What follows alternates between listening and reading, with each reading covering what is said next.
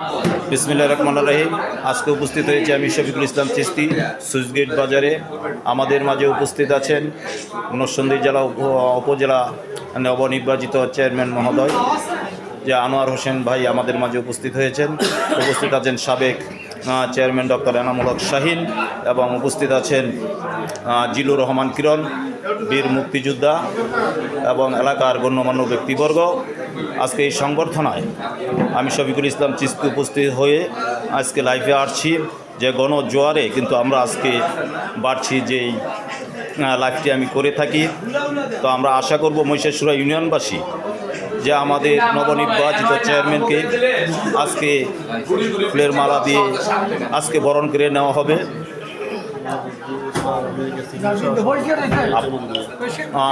Senior সভাপতি মনিরুজ্জামান ভূঁইয়া সাহেব কিন্তু আমাদের মাঝে উপস্থিত হয়েছেন।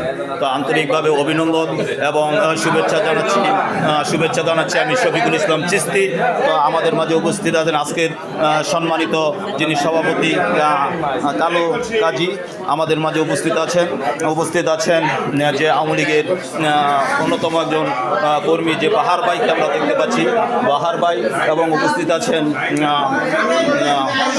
1 নং ওয়ার্ডের সাধারণ সম্পাদক